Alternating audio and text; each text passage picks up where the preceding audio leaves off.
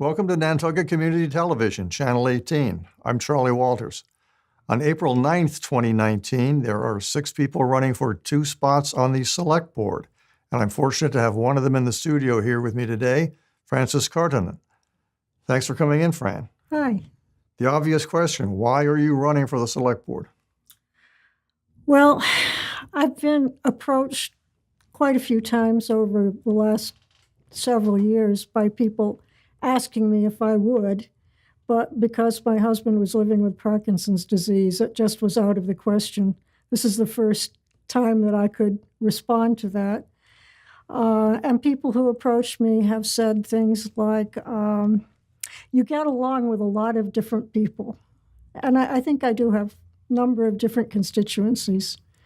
They say to me, we have a lot of confidence in you, and that's nice to hear. And they say, you really know Nantucket.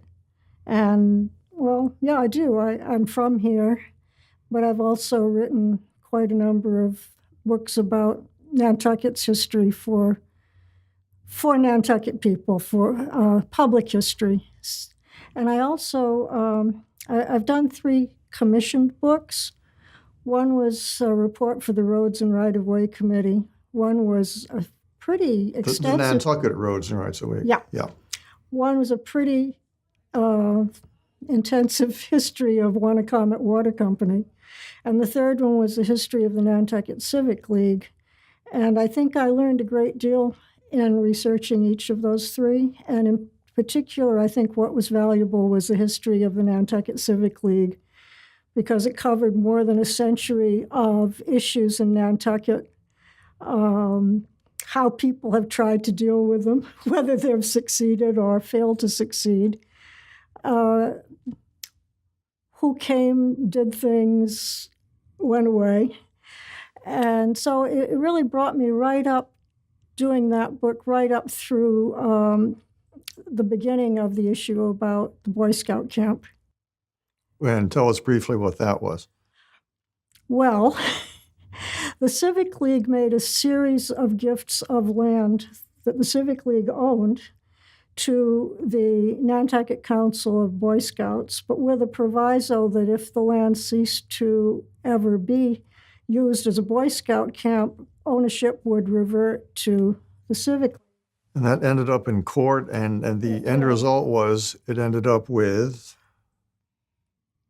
Eventually it ended up, quite recently, with the ownership and the trusteeship of it in the hands of the Nantucket Boy Scouts, which was a very gratifying success in court. And one of the reasons that finally came about was that the Boy Scouts' records of these transactions were somewhat discontinuous and didn't satisfy the court.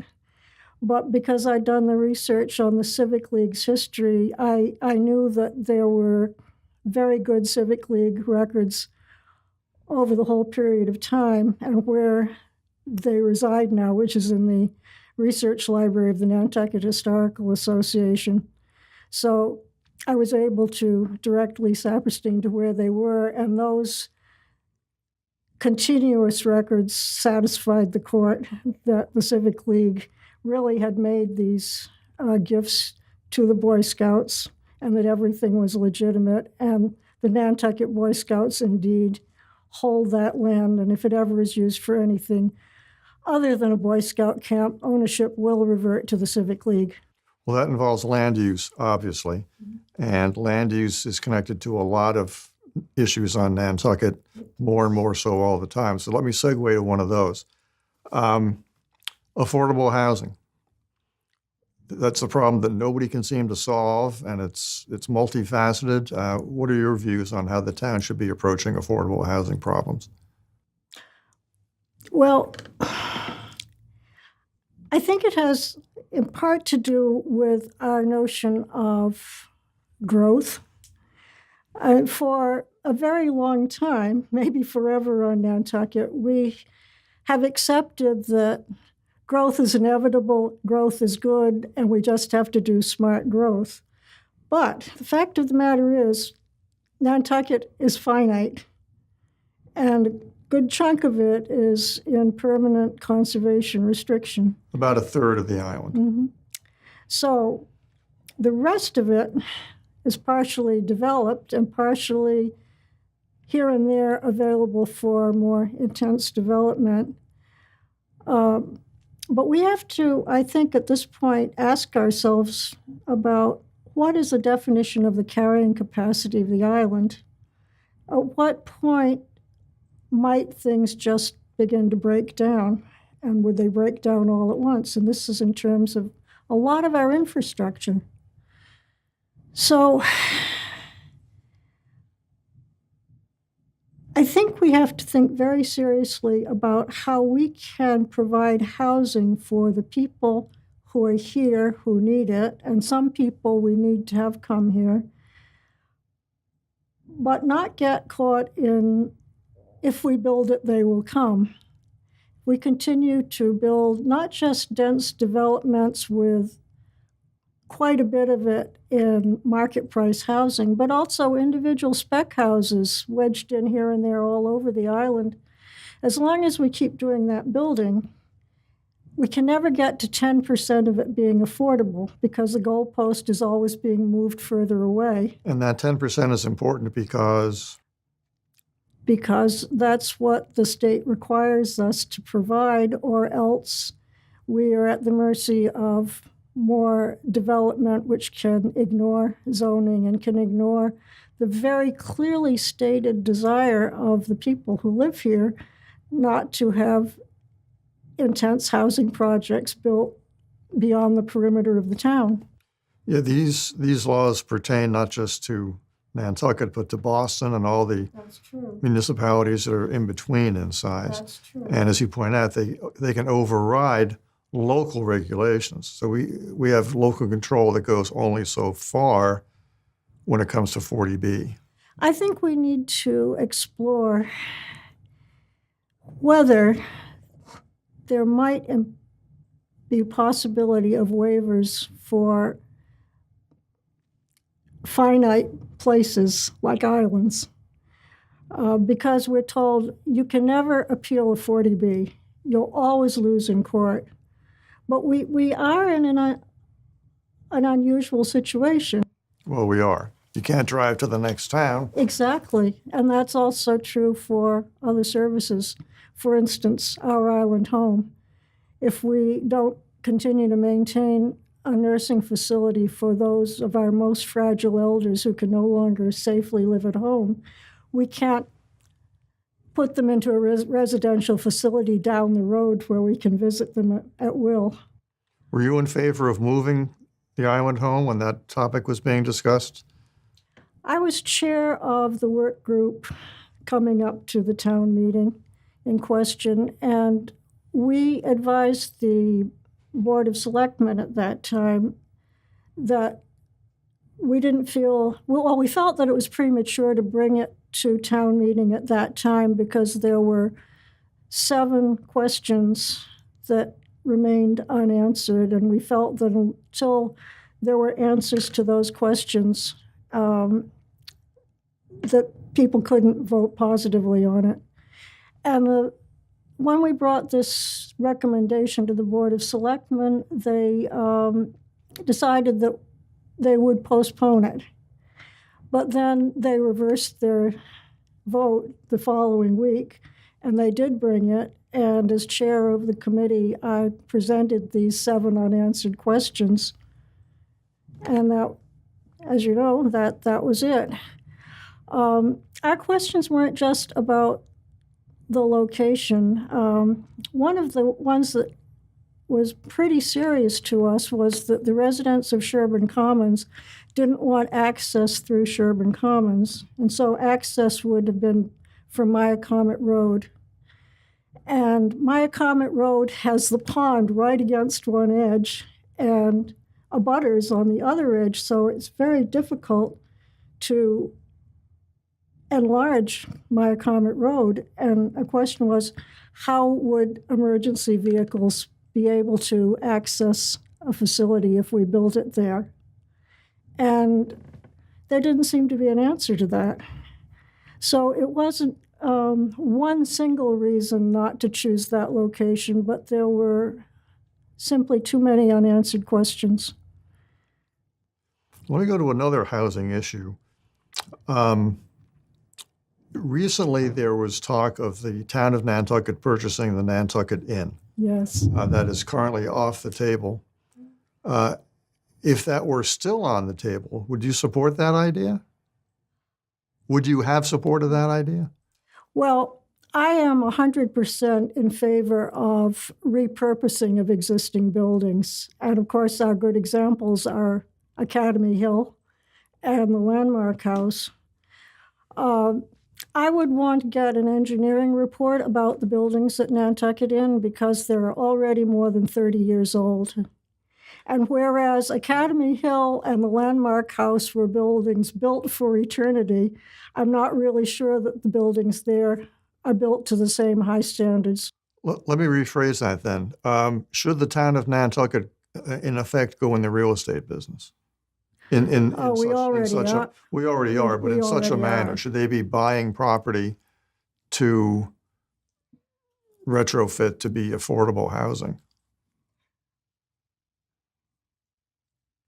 I would say in principle, absolutely yes, I think we have to. Specifically, given a particular property, we'd want to find out, we'd need an engineering report, and we'd need to know exactly what the retrofitting is going to cost.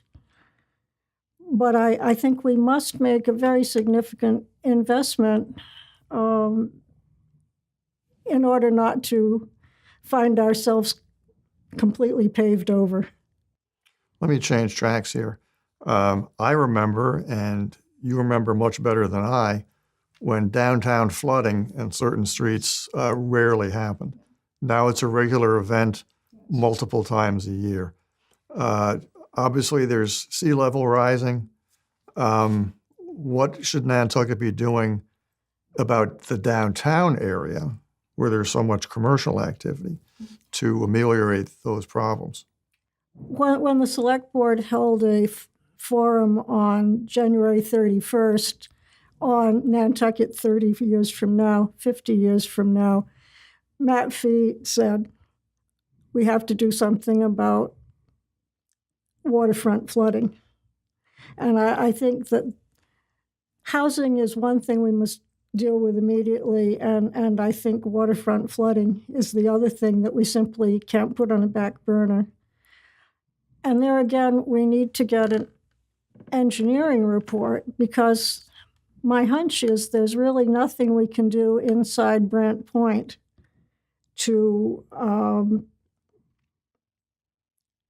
redirect storm surge and flooding away from downtown. I suspect it's going to have to be something done in conjunction with the jetties. And it's going to be an enormous project. And as a non-engineer, I can't even begin to think what we could do, but we need to find marine engineers who can give us some idea of what's been done in other flood-prone places and what we might conceivably do. But I mean, we can't just keep building higher walls at Easy Street and expect that that's going to prevent flooding of our downtown.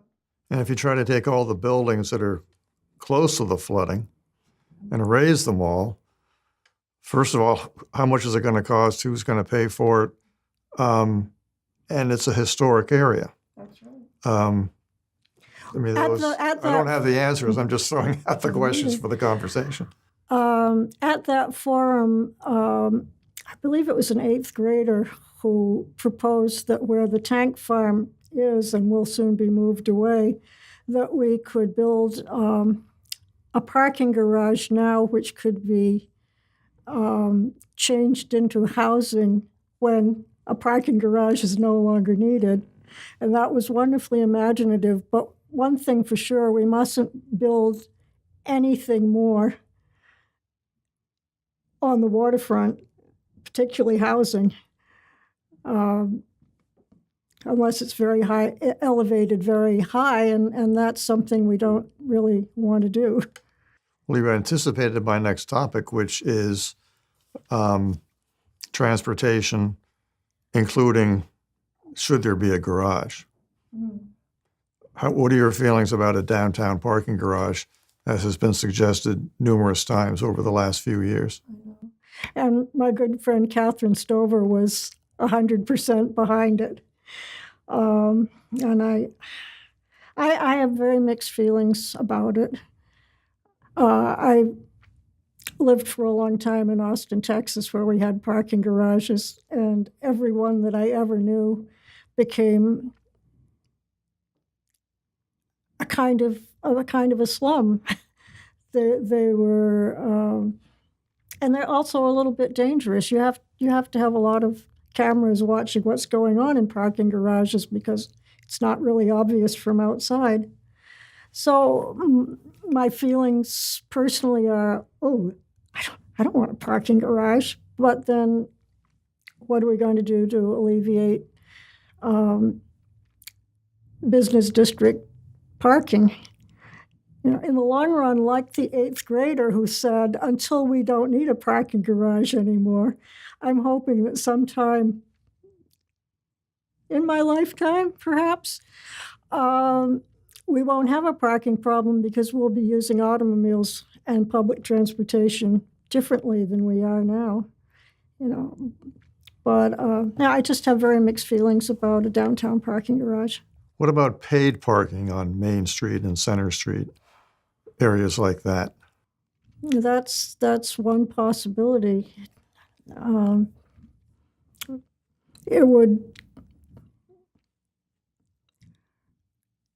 It would bring a certain amount of revenue into the town. It would also discourage some people from bringing cars to town. We've gotten ourselves into a bit of a muddle because we've created so much summer housing, large, expensive summer rentals all along the edge of town. And when people rent those houses and they bring their children, then to get to any place, like to the Athenaeum, they need cars to go to the beach. I mean, we used to take a towel and maybe a paperback and hop on the bike and go to the beach. But now people need an SUV to carry all the stuff that people take to the beach. Well, a lot of times on Main Street, the cars have gotten so big that if you have a giant SUV on one side of the street and a giant one on the other, you've got to watch to make sure you don't lose your rearview mirror when you're driving up the street. Yeah, well, and when I try to back out of one of those parking spaces in my little Scion, I really can't see what might be coming up the street behind me until I'm almost out into the street. Exactly. Yeah, well, you know, we have perennially faced this problem ever since right after World War I, when we first allowed cars on the island. And the reason that they repealed that prohibition on automobiles right after World War I was because we needed fire trucks and ambulances, and we needed U.S. Postal Service deliveries to Sconset. And we said, well, we have to have cars to do these things. But within a couple of weeks of the lifting of the repeal, there was a car dealer on the island selling automobiles. And we have complained about it ever since. Another problem with vehicles is what they're doing to our streets, the very large and heavy trucks.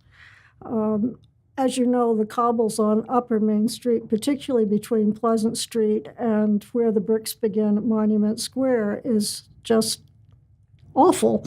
It's not really, it's a danger to your transmission to drive through that section. It's like a relief map of the Himalayas. It's up and down and up and down. And I was talking to one of the people who is a hostess for the Hadwin House, who said that the level of traffic that she observes on Main Street and Pleasant Street is amazing. And she said, and it's landscapers' trucks and construction trucks and gas and fuel delivery, big, heavy vehicles, and it's no wonder that the street can't manage them. So you say, well, if we could keep out the vehicle traffic or slow it down somewhat, but actually it's not the passenger vehicles that are doing the job on those streets. It's big, heavy trucks. Heavier vehicles. Mm-hmm. And how would we make the deliveries if we didn't permit them? I don't have the answer. I don't either. But it's something that we have to figure out how we're going to manage this. The town of Nantucket currently has somewhere between 8 or 9 and 10,000 registered voters. Mm-hmm.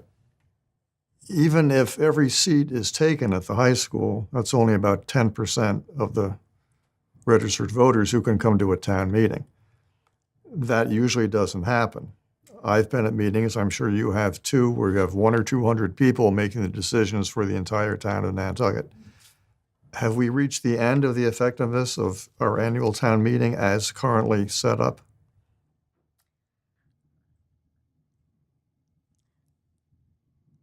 I think on the one hand, possibly so, and on the other hand, I think that we might find an enormous resistance to moving to representative town meeting or a mayoral system because Nantucketers cling to their traditions very tightly.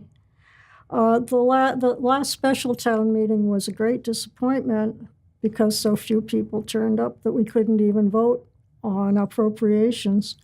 And then there was a lot of hand-wringing about voter apathy, but it seems to me that Nantucket voters, or Nantucket residents, are not apathetic, because if you look at the strength of Nantucket Tipping Point, you see how many people get really involved when it's an issue they care about a lot.